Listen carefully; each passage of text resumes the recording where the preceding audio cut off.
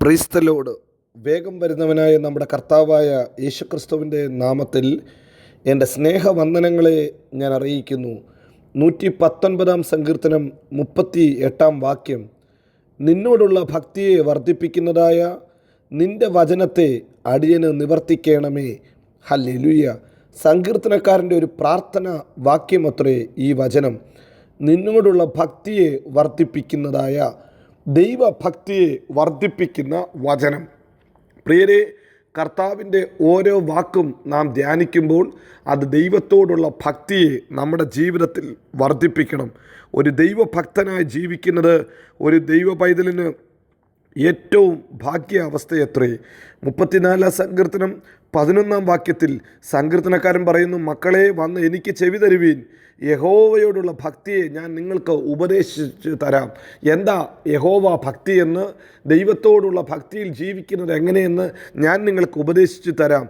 ജീവനെ ആഗ്രഹിക്കുക, നന്മ കാണേണ്ടതിന് ദീർഘായുസ്സ് ഇച്ഛിക്കുക. അത് ദൈവഭക്തിയുടെ ഭാഗമാണ്. അല്ലെങ്കിൽ നാം ജീവനോടെ ഇരിക്കുകയും കർത്താവ് തരുന്ന ആ ആയുസ്സിൽ ഹല്ലേലൂയ ദൈവത്തെ സ്തുതിച്ച് ജീവിപ്പാൻ നാം ഇടയാക്കണം. ഹല്ലേലൂയ നമ്മെ അതിനുവേണ്ടി ദൈവം പ്രാപ്തരാക്കി തീർക്കും. തുടർന്ന് സങ്കീർത്തനക്കാരൻ പറയുന്നു: ദോഷം ചെയ്യാതെ നിൻ്റെ നാവിനെയും വ്യാജം പറയാതെ നിൻ്റെ അധരത്തെയും കാത്തുകൊള്ളുക. ഒരു ഭക്തൻ്റെ ഏറ്റവും വലിയ പ്രത്യേകതയാണ് അവൻ തൻ്റെ വായെ ദൈവത്തിൻ്റെ മഹത്വത്തിനു വേണ്ടി ഏൽപ്പിച്ചു കൊടുക്കും. തൻ്റെ അധരത്തിനെ അവൻ വിശുദ്ധീകരിക്കും. ദോഷം ചെയ്യാത്ത നാവ്, വ്യാജം പറയാത്ത അധരം. നോക്ക്, ഓരോ വാക്കും വായിൽ നിന്ന് പുറപ്പെടുമ്പോൾ അത് യഹോവ ഭക്തൻ്റെ വായിലെ വാക്ക് ഹല്ലേലൂയ അത് വിശുദ്ധിയുടെ വാക്കായിരിക്കാം. അത് ഹല്ലേലൂയ അത് ബലപ്പെടുത്തുന്ന, മറ്റുള്ളവരെ പണിയുന്ന, മറ്റുള്ളവരെ കർത്താവിലേക്ക് അടുപ്പിക്കുന്ന ലാവണ്യ വാക്കുകളായി തീരട്ടെ. അത് ദൈവഭക്തൻ്റെ ജീവിതത്തിൻ്റെ മുഖമുദ്രയത്രേ. വീണ്ടും വേദപുസ്തകം പറയുന്നു: ദോഷം വിട്ടകന്ന് ഗുണം ചെയ്യുകയും സമാധാനത്തെ അന്വേഷിച്ച് പിന്തുടരുന്നതും ഒരു ഭക്തൻ്റെ പ്രത്യേകതയാണ്. ഇന്ന് രാവിലെയും നമ്മുടെ ജീവിതത്തിലും ഇതേ ഗുണം പുറപ്പെടുമാറാകട്ടെ. നമ്മുടെ വായിൽ നിന്ന് ഉപ്പിനാൽ രുചി വരുത്തിയ വാക്ക് പുറപ്പെടുമാറാകട്ടെ. നമ്മുടെ ജീവിതത്തിൽ സമാധാനത്തിന് ഏറ്റവും വലിയ മുൻതൂക്കം ദൈവം നമുക്ക് തരുമാറാകട്ടെ. വീണ്ടും വേദപുസ്തകം പറയുന്നു: അവൻ തൻ്റെ ജനത്തിന് വീണ്ടെടുപ്പയച്ചു, തൻ്റെ നിയമത്തെ എന്നേക്കുമായി കൽപ്പിച്ചിരിക്കുന്നു. അവൻ്റെ നാമം വിശുദ്ധവും ഭയങ്കരവുമാണ്. ഒരു ഭക്തൻ തൻ്റെ ദൈവത്തിൻ്റെ നാമത്തെ വിശുദ്ധമായി ഭയങ്കരമായ ഒരു നാമമായി കണ്ട് അതിന് തക്കവണ്ണം ജീവിതത്തെ ക്രമപ്പെടുത്തും.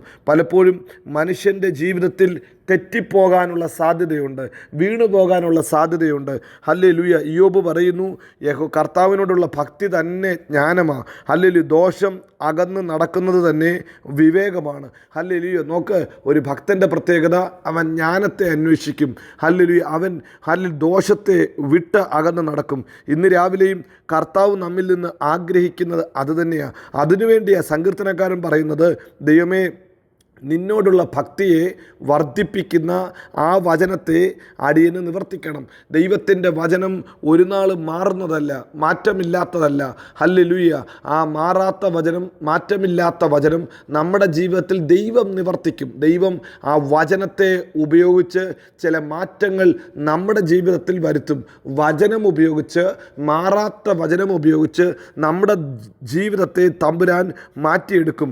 ഹല്ലേലൂയ. ദാവീദ് രാജാവ് കർത്താവിനോട് പറയുന്നു: കർത്താവേ, നിൻ്റെ വചനത്തെ ഉറപ്പാക്കി എന്നോട് ചെയ്യണമെന്ന് 2 ശമൂവേൽ 7-25 വാക്യത്തിൽ പറയുന്നു. കർത്താവിന് എന്നെക്കുറിച്ച്, എൻ്റെ കുടുംബത്തെക്കുറിച്ചൊരു വചനമുണ്ടായിരുന്നു, ഒരു വാഗ്ദത്തമുണ്ടായിരുന്നു. അത് ഉറപ്പാക്കി അടിയനെ നടത്തണമേ എന്ന് ദാവീദ് ദൈവത്തോട് പറയുന്നു. എന്നിട്ട് പറഞ്ഞു: ദൈവമേ, നീ അങ്ങനെ നടത്തുമ്പോൾ ഹല്ലേലൂയ ഞാൻ നിൻ്റെ മുമ്പാകെ ഹല്ലേലൂയ എൻ്റെ ഗൃഹം സ്ഥിരമായി നിൽക്കും, എൻ്റെ ഗൃഹം സ്ഥിരമായി നിൽക്കും. ഹല്ലേലൂയ. ദാവീദ് പറയുന്നു: അങ്ങനെ നീ ചെയ്തിരിക്കുന്നത് കൊണ്ട് കർത്താവേ, നിൻ്റെ അനുഗ്രഹത്താൽ എൻ്റെ ഗൃഹം എന്നേക്കും അനുഗ്രഹിക്കപ്പെട്ടിരിക്കും. പ്രിയരെ, ദാവീദിനെ ദൈവം ഇത്രത്തോളം അനുഗ്രഹിച്ച് നിർത്തിയത് അവൻ്റെ ജീവിതത്തിലെ ഭക്തിയെ വർദ്ധിപ്പിക്കാനാണ്. പാപം വിട്ടകന്ന്, ദോഷം വിട്ടകന്ന് ദൈവത്തെങ്കിലേക്ക് വരുവാനെന്ന് ദാവീദ് തന്നെ വിളിച്ചു പറയുന്നു. ഇന്ന് രാവിലെ സമയത്ത് കർത്താവിന് നമ്മെക്കുറിച്ചുള്ള ഉദ്ദേശവും അതുതന്നെയാണ്. അല്ലെങ്കിൽ ദൈവത്തിൻ്റെ വചനത്തെ ദൈവം നിവർത്തിക്കുന്നത്, ദൈവ ദൈവത്തോടുള്ള ഭക്തിയെ വർദ്ധിപ്പിക്കാനാണ്. പ്രിയരെ, ഹല്ലേലൂയ, നമുക്കും നമ്മെ തന്നെ ഏൽപ്പിച്ചു കൊടുക്കാം. പ്രവാചകനായ യെരമ്യാവ് ഹല്ലേലൂയ ഇങ്ങനെ പറയുന്നു. യെരമ്യാവിൻ്റെ പുസ്തകം 32-ാം അധ്യായം 39-ാം വാക്യം, അവർക്കും അവരുടെ ശേഷം അവരുടെ മക്കൾക്കും ഗുണം വരത്തക്ക രീതിയിൽ അവർ എന്നെ എന്നേക്കും ഭയപ്പെടേണ്ടതിന് ഞാൻ അവർക്ക് ഏക മനസ്സും ഏക മാർഗവും കൊടുക്കും. ദൈവത്തെ ഭയപ്പെടാൻ, ഭക്തിയോടെ ജീവിപ്പാൻ അവൻ ഏക മനസ്സും ഏക മാർഗവും കൊടുക്കും. ഞാൻ അവരെ വിട്ടുപിരിയാതെ അവർക്ക് നന്മ ചെയ്തുകൊണ്ടിരിക്കും. ഹല്ലേലൂയ. നോക്ക്, ഹല്ലേലൂയ. അവരുടെ ഹൃദയം യഹോവ ഭക്തിയിലായിരിപ്പിക്കുവാൻ ദൈവം അവർക്ക് നിശ്ചയമായി നന്മ ചെയ്യും. ദൈവം അവരിൽ സന്തോഷിച്ച് അവർക്ക് ഗുണം ചെയ്യും. പൂർണ്ണ ഹൃദയത്തോടും പൂർണ്ണ മനസ്സോടും കൂടെ ഞാൻ അവരെ ദേശത്ത് നടും. പ്രിയരെ, നമ്മെ ദൈവം നട്ടത്, നമുക്ക് ഗുണം ചെയ്തത്, നമ്മുടെ ഗ്രഹത്തെ സ്ഥിരമാക്കിയത്, തൻ്റെ വചനത്തെ നിവർത്തിച്ചത് അവനോടുള്ള ഭക്തിയിൽ ജീവിപ്പാനാണ്. വിശുദ്ധിയോടെ, വേർപാടോടെ ഒരു ദൈവ പൈതൽ എന്ന് വിളിക്കപ്പെടത്തക്ക രീതിയിൽ ജീവിപ്പാൻ വേണ്ടി അത്രേ ദൈവം ഈ നന്മകളെ തന്നത്. ദൈവത്തിൻ്റെ വാഗ്ദത്തങ്ങളെ അവൻ നമ്മുടെ ജീവിതത്തിൽ നിവർത്തിക്കുന്നത് ലോകത്തിൻ്റെ നടുവിൽ നമ്മെ കൊള്ളാവുന്നവരാക്കി നിർത്താനാണ്. നമ്മെ കാണുന്നവർ ഒരു ദൈവ പൈതലെന്ന് വിളിക്കണം. കർത്താവിൻ്റെ നാമം നമ്മിലൂടെ മഹത്വപ്പെടണം.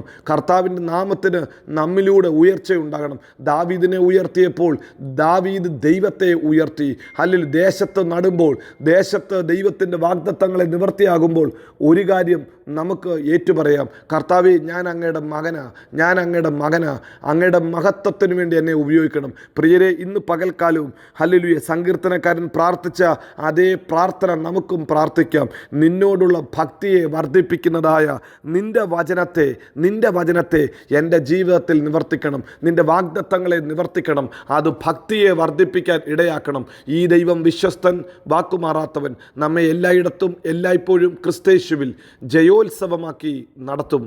God bless you. ആമീൻ.